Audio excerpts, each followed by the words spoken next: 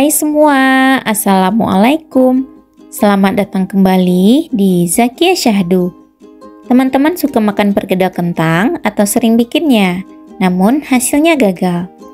Nah, di video kali ini saya akan membuat perkedel kentang. Ini rasanya enak banget. Bagian dalamnya lembut dan tidak mudah hancur. Yang pasti ini anti gagal ya. Saya akan bagikan tipsnya supaya membuat perkedel kentangnya tidak gagal. Jadi, buat teman-teman yang mau tahu cara membuatnya, yuk ikutin sampai selesai.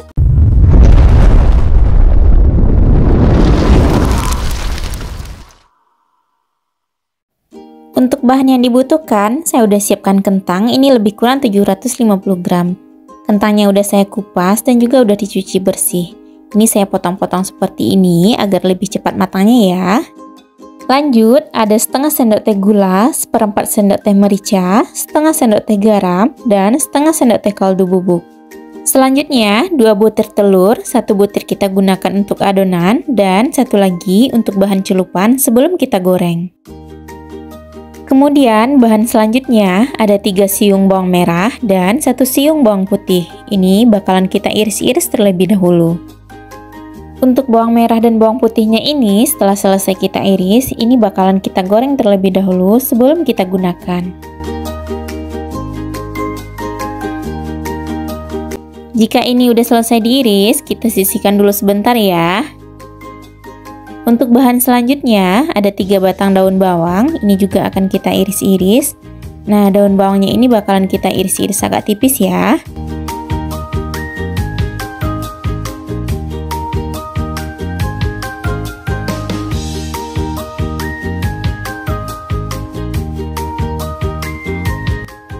Lanjut, ada 1 batang daun seledri, ini kita gunakan hanya daunnya saja. Nah, seledri ini juga bakalan kita iris-iris halus ya.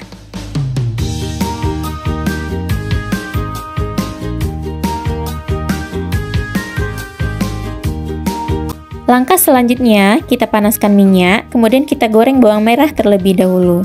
Bawang merahnya kita goreng sampai agak sedikit kering ya. Kemudian baru kita tambahkan bawang putih.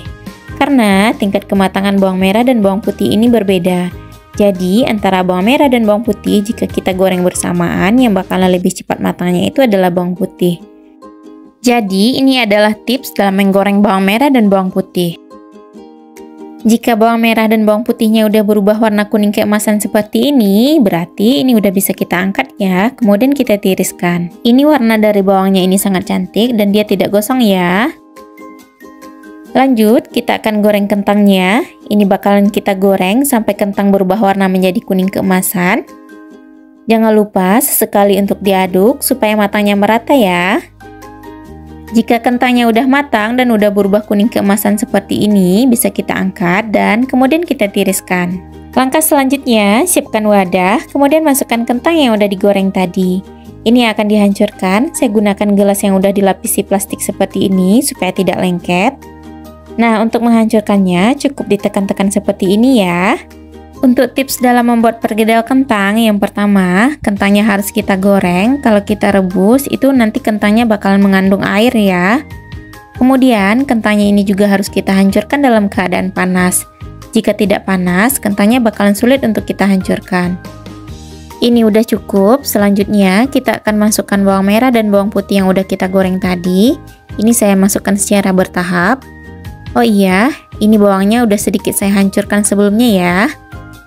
Untuk bawangnya, saya sengaja tidak giling halus supaya warna dari perkedelnya ini tetap cantik ya. Untuk tips kedua dalam membuat perkedel kentang, jangan hancurkan kentangnya sampai halus, karena bisa mengakibatkan perkedelnya nanti rawan hancur.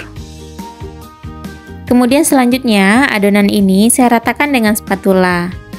Lanjut, tambahkan 1 butir telur. Kemudian tambahkan juga bumbu halus yang udah kita siapkan tadi.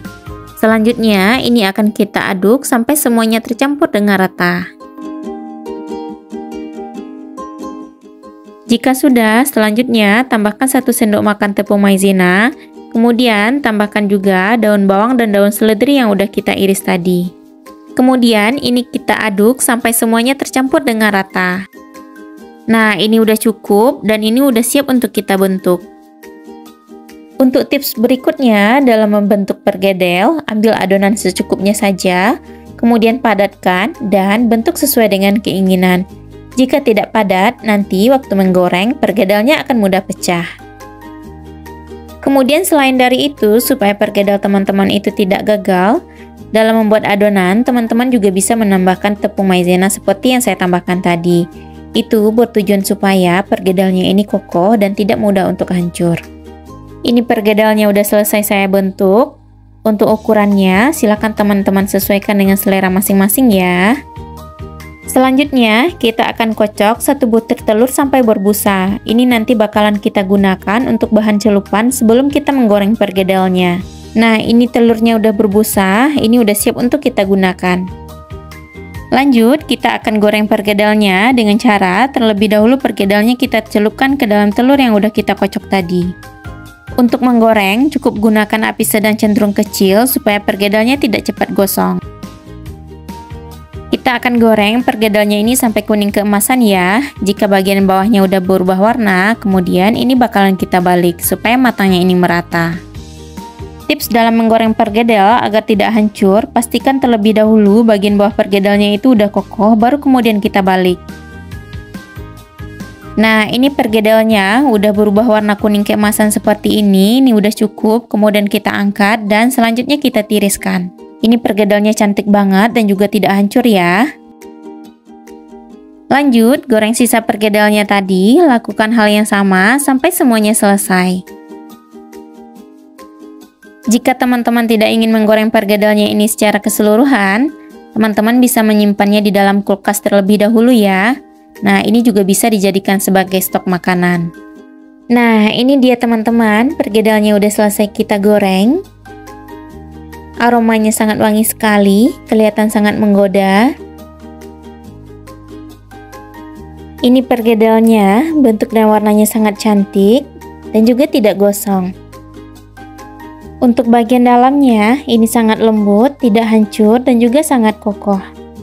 Kita cobain ya. Bismillah. Rasanya enak sekali, beneran mantap teman-teman.